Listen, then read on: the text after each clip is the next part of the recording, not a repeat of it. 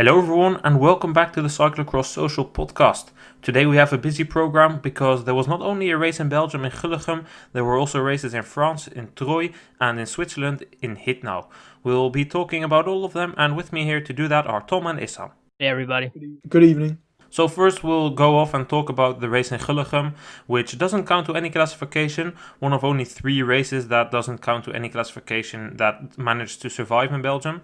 And first we'll go off with the men's race. In the men's race it was Jens Adams who took the whole shot after he returned to the field after a long sickness he had.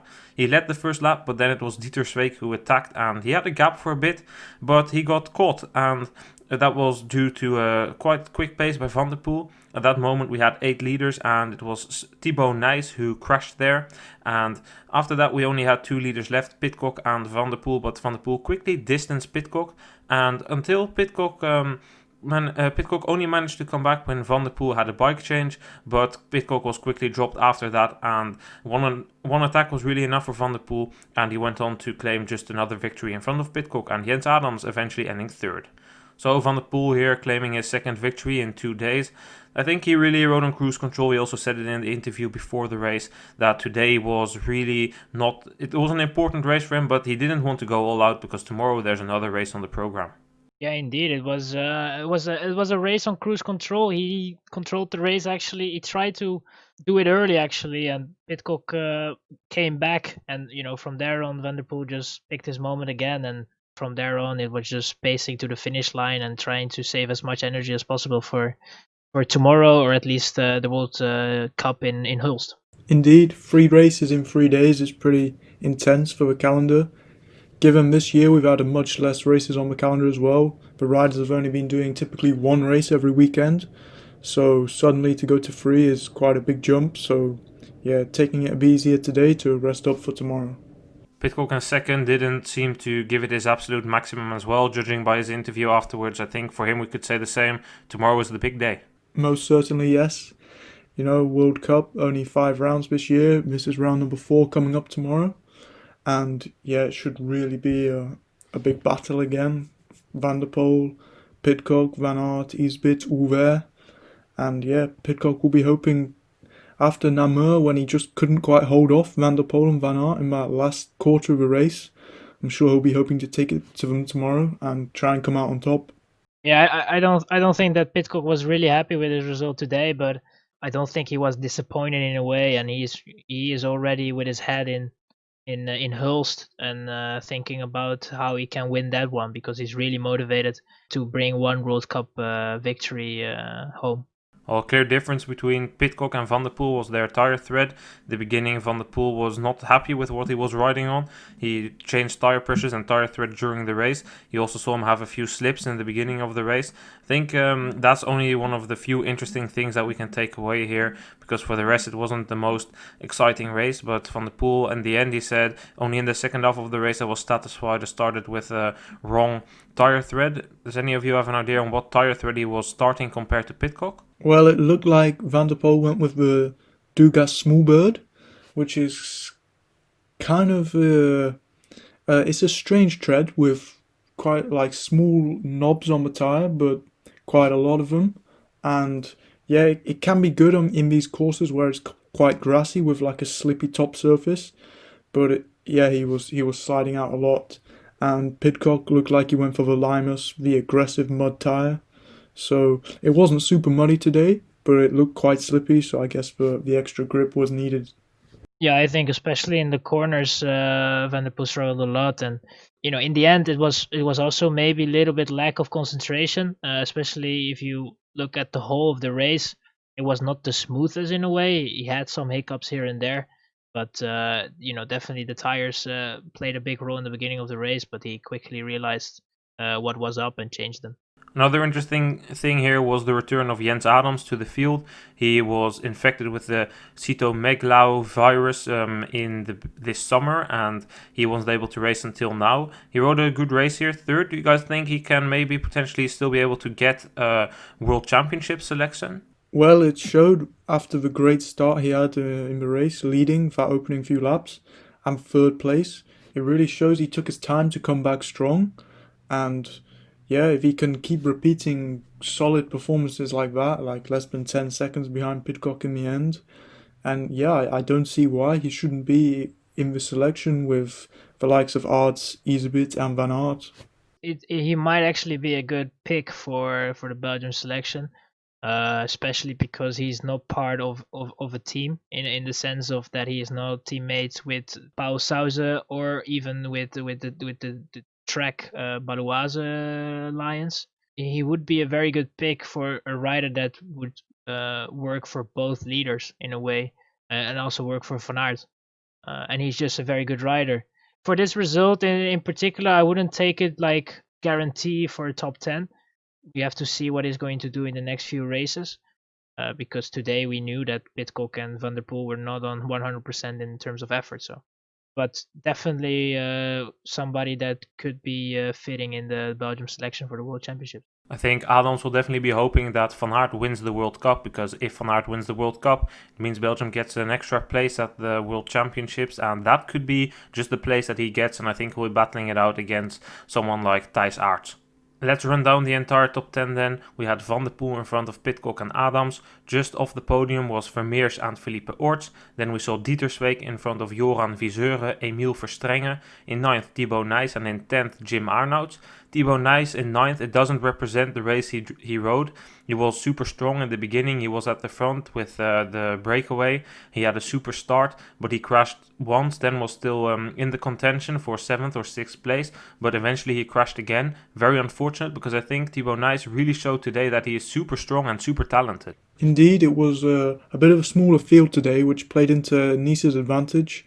He looked like he started more like the 3rd line rather than the 7th or 8th line he's had in the last few weeks.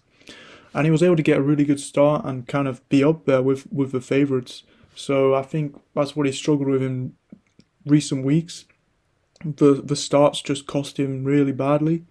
And yeah, how he was able to get into that front group, this was a really good opportunity for him to shine. And yeah, that unfortunate first crash kind of distanced him and upset the rhythm a bit. But still a good performance from Thibaut today.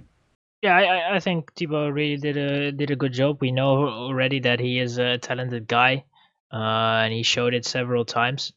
Today was, I think, a very good opportunity for him to get a top 5 at the lead riders.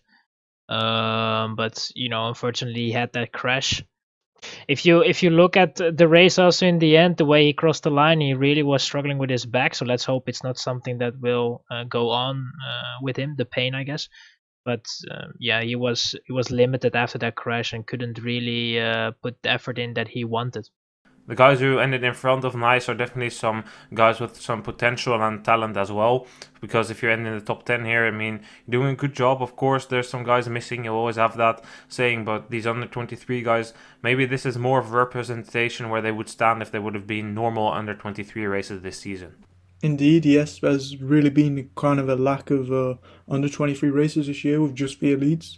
So come the World Championships at the end of the month, where hopefully we should get the under 23 race, it'll be really interesting to see how the likes of Nice fares against Van der Poel, Ryan Camp, for example.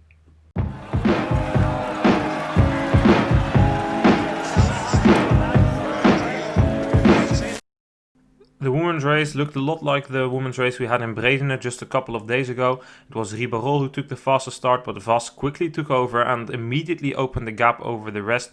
The rest were Ribeirol and Kay, but Ribeirol and Kay got overtaken by Cant. Cant moved up into second with Van der Heijden distancing Ribeirol and Kay. Vos comfortably went on to win the race, and it was Van der Heijden who then crashed behind her, but still managed to come back to the wheel of Cant, and then she outsprinted Cant. So the podium was Vos in front of Van der Heijden and Cant. Vos here with another super strong ride. We kind of expected this looking at our predictions. We all had Vos to win here. So I think Vos is definitely a rocking name towards the under 23 World Championships at the end of this month. Indeed, 2 recent wins. She's been kind of the only under 23 rider to stand on the top of the podium in Belgium this year. And yeah, I think she comes into this as really a strong favourite.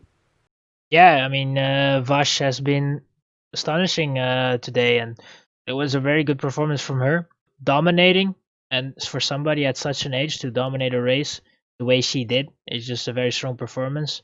Of course, we miss a few women on the start, but this is still a very good performance and very dominating. Cant eventually ended third. A couple of years ago, she might have been able to win this race. And one of our listeners commented on yesterday's podcast with a question for us if we have any idea why Sanne Cant is now able to perform as she used to do a couple of years ago. Let's not go into this too deep, but what are your guys' thoughts on this? Well, I think it's an interesting one. We've obviously got the young Dutch riders coming through, and depends if she's kind of really she's not. It's hard to say if she's decreased in her ability. Maybe other people have just kind of got stronger and she's plateaued a bit, which is why she's kind of been less able to compete with the Dutch women this year. I think that she had a little bit of problems last year, I guess. This year it's already better than it was last year, in my opinion. But those Dutch women that were coming up are now the leaders in a way, the one you have to look up to. And I think that her performances are not that bad, but that the level is just been going up and up. And then it looks like you are worse than the others, but it's maybe just the fact that the level of the women cyclocross is just going up every year, and it's very hard to keep up with that. And I think that's maybe the issue. I would agree on that if I were to give my opinion. I mean, it's definitely the new generation is a bit stronger. The time that Vos became champion, with all the respect, you had some riders like Talita de Jong and Sophie de Boer around in those times. But also Sophie de Boer, she fell off a bit. For Talita de Jong, it's a bit of a different situation. She had some kind of mental issues and also some physical injuries. But if you look at those riders that were really top back then, they are falling a bit back, so I definitely think it's fair to say that this younger generation is stronger. And is it the strength of somebody, or is it the speed of the road that Brandt has brought, or the technique of Alvarado? Who knows, but it's definitely all plays a factor in the fact that Cant is maybe falling a bit back in the pecking order, but she's still not doing too bad. She definitely is not doing too bad, and she's still a top 5 rider in many of the races. So especially if it's more muddy, she comes in her element, and she shows that she's still an ex world champion and someone with a lot of with a very big career and palmarès. So she's still acting on a very good level, and let's hope that maybe she can find that little bit extra to fight the Dutch ladies at the front. Let's quickly run down the entire top 10 then. Behind Vos, Van der Heijden and Cant, we saw 2 riders of the Star Casino team, Kay-Henry Berol in front of Aniek van Alphen. Then we got some names who are relatively new in the top 10, Karen Verheestraat in front of Rebecca Faringer, Suzanne Meijstrock and Joyce van der Beke. Some new names in the top 10 here. Is there maybe any of these names that you expect to be in the top 10 more regularly? Yeah, I think that for Faringer, for example, I was I was already thinking that she would be able to get a top 10 with this field. She got 8th, which is a solid result. I think for her especially, she should actually be a usual suspect for the top 10. She's struggling quite a bit in some races, and in others she's actually doing pretty good. So let's hope that she might find something to get in those top 10s more regularly.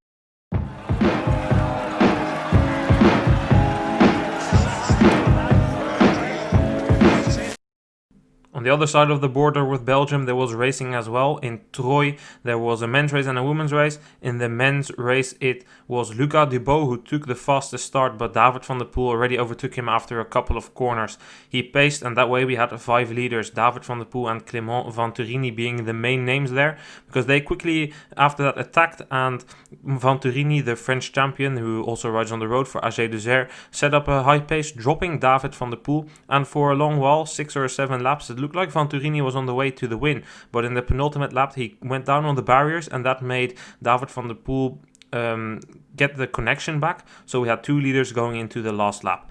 In the last lap, the crucial moment was when David van der Poel sent it down the inside of a downhill at the athletics stadium there, meaning he could ride up the following climb and Venturini couldn't.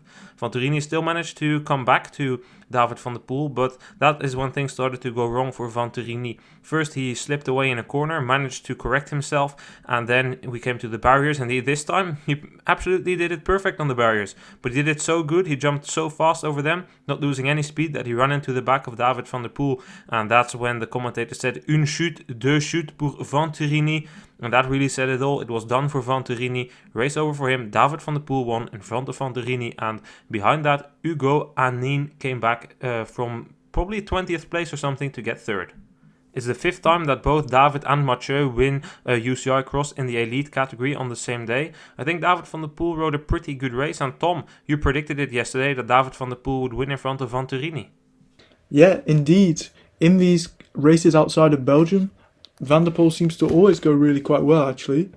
It was a C1 today in France, but a kind of a slightly less competitive field. And yeah, he really seems to turn it on these days to get some good UCI points, which kind of keeps him up in the front of the grid. And it was quite a strong field. We had Venturini, we had Steve Chanel, Joshua Dubois, Anthony Turgis, and yeah, he won here last year as well, I think, and yeah, it was a good ride from Van der Poel today. Yeah, I think today Van der Poel did a very good job. However, I think that Venturini didn't ride the smartest race, because he went away pretty quickly on a parcours which wasn't that hard. It was very there were some hills in it, but it was relatively dry, so there was not much mud or anything going on. It was a fast parcours as well, which suits Venturini, I guess. But he was probably very motivated to show his colors, his French championship jersey, in his new jersey of the AG2R Citroën team, and I guess that motivation brought him in that situation. And I guess he ran out of gas a little bit at the last few laps, and perhaps that was the reason why he made that mistake on the barrier. Yeah, I think so as well. Venturini definitely looked to be the strongest, and he's definitely a capable cyclocross rider. We've seen that from time to time, and I think it's a shame that he doesn't ride that much cyclocross. And you saw today that were some more road riders. You had here in France Anthony Turgis racing as well, Clément Rousseau. In Hittnau, where we'll come to later. We also saw Hausler and Dillier racing there. I think that's definitely something that's interesting to see, that these riders are all racing a few cyclocross races, and I think Venturini is definitely one of the most talented out of those. Yeah, like I said, I mean, he's the champion of France. He's a very talented rider indeed, and the way he was actually jumping over those barriers before was perfect. There was not much going on there. He's a very talented cyclocross rider. He knows how to handle a bike. And it's a shame that he doesn't do it more often, but who knows, maybe he's going to find it a lot of fun, and he's going to do it a little bit more. Yeah, well, we kind of saw him 2015, 2016, 2017 really battle it out with the likes of Van der Poel and Van Aert, actually, back in the day. And yeah, he had some top 10 finishes in the DBB trophy, which it was back then, and also in the World Cups he had some top 10s. But then as you get to kind of 2017, he only raced once in Belgium, although it was a second in Leuven, I have to say. But then ever since then, he's kind of just made one or two appearances each year, really, just winning the French championships for the last 2 years at least, and yeah, just kind of showing the stripes on very few occasions. I think that's also down to the fact that he's really performing on the road. This year in Tour de France, he got a couple of top 10 finishes in sprints. So, I mean, fair enough from him that he decides to focus that. I'll just give the top 10 then, because there's not really much to say here. Behind Van der Poel, Venturini and Anin, it was Steve Chanel in front of Matteo Verscher. Some other French guys, Delbove, Anthony Turgis, Clément Horny, Michael Crispin and Lucas Dubois. I mean, we can see here someone like Crispin, who was under 23 champion last year in 9th. It definitely says that the field wasn't as bad as maybe is being said at several news sites. The field was definitely not bad. It was an alright field. It was I don't think it was C1 worthy, but it was definitely not the worst of the worst, and I actually quite enjoyed the racing up there. It was I guess a little bit more exciting to watch than Gullegem in a way, because that race was done pretty quickly, both men and women. But it was a very good race. I think the camera work was not on point at all times. Was a little bit struggling to see who was where, but it was a really good race, I have to say.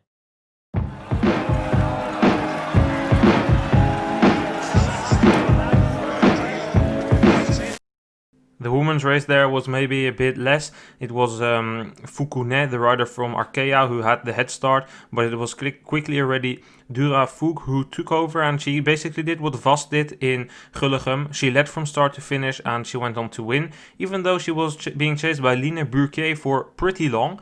I think she was at 10 seconds for at least half of the race, and then the gap went to 20 seconds, which was in the end also the gap between them at the finish line. And it was Foucounet who had the head start, who in the last lap overtook Marlène Petit to get third there. So I think about this front runners, there's not really a lot to say. They don't really race around in the Belgium and the Netherlands that often, but they are 18 and 19 years old, so I think there is some potential in there for them. Yes, I think it's there's certainly some potential, but obviously these junior women have had really little chance to kind of show their colours at all this year, and not being able to race in Belgium, it was a great chance for them today to get a ride. Yeah, I think it's very good for those junior riders to get in those races, especially because this is a C1 race, so they can get a chunk of points if they finish in the top 10.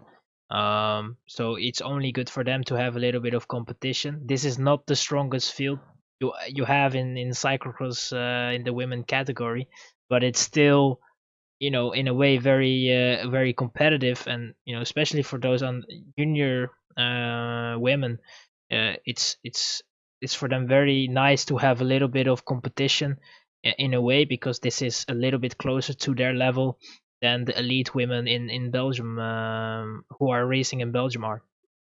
I think it was definitely a race that attracted some of the more talented riders to come and race there, because Line Burquier, she's still a junior, and she was able to compare herself against the likes of Zoe Backsted and Marie Schreiber, who ended 5th and 6th here. Definitely good results by them as well. And if you look in the top 20, you can see other junior riders there as well, like Liu Farbegot, Isa Nomden, and some other French riders. So I think it's for them at least some kind of indication for where they stand compared to the World Championships. And Zoe Backsted in 5th here, a super strong race.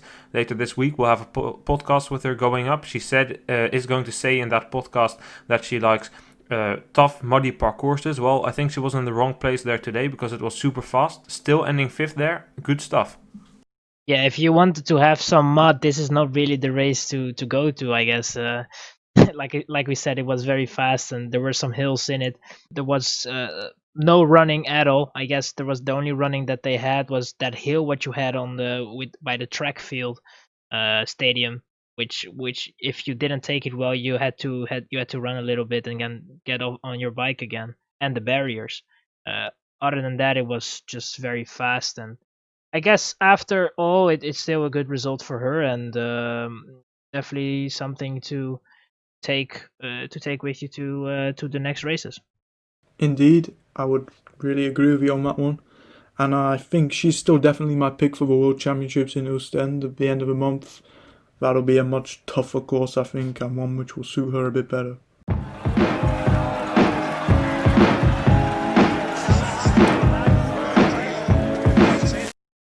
Then the last race that we're shortly going to address is the last race of the EKZ Cross in Hittnau. Props for the organization for being able to organize this race, because they needed to move it due to COVID restrictions on the place where it first was going to be held. Sadly, there was no money left for broadcast, but we have some summaries here. The women's race, not really a lot to say about it. Majerus led from start to finish and took the win. Lechner was first, second. When she was dropped by Majerus, fell back to fourth, climbed back up into second, but then crashed while she was attacking German champion Brandau. That meant Brandau got second and Lechner got third. Not really much we can say about it due to the lack of coverage, but for the men's race we had a bit of a different thing. We thought that it was Forster who was on for a victory actually, but a tweet in the last lap told told us differently, he had been overtaken by Kuhn and Ruegg, so it was Kuhn who took the win in front of Ruegg and Forster, who needed to fight off Lander Lokes for third place. Well, Forster did that, and that meant that it was a Swiss 1-2-3 there. I mean, there's not really much we can say about here, but I just think that for Kevin Kuhn, it shows that he is definitely a talented guy, and he's in the right team at Tormans. Indeed, we see lots of the Swiss going on the mountain bike. For example, Forster, Nino Schurter, obviously. And yeah, if we can see Kuhn kind of going to Tormans, maybe he will kind of verge more towards the cyclocross and less mountain bike, which would be good for us cyclocross fans, Yeah, I think so as well. And another talented Swiss guy, Dario Lillo, he got 6th here today as first year under 23. Definitely it shows that Switzerland has some talent that is banging on the door to come through. And I think this is the perfect example. And at least there's still some racing there this year. Then to end of this podcast, I would like to ask you guys for 2 names for tomorrow's race in Hulst, winner in the men's and winner in the women's race. Well, I think after Baal yesterday, I'm going to go again for a double Alpecin Phoenix victory, Van der Poel and Alvarado. I think that in Hulst Van der Poel might win it, and with the women's race, I would say that Brandt is very motivated to get a victory under her belt, so probably Brandt. I'm on the side of Issam here. It's going to be Van der Poel and Brandt that win here in Hulst tomorrow. Well, that wraps it for this episode of the Cyclocross Social podcast. Tomorrow is finally the last race of this busy period. Then we can get some rest from watching cyclocross and making podcasts. Everyone, thank you for listening. Tom and Issam, thank you for joining me. Thank you. Thanks for hosting. And then we'll be back, as said, tomorrow with a new episode of the Cyclocross Social podcast about the World Cup in Hulst. See you guys then. Goodbye.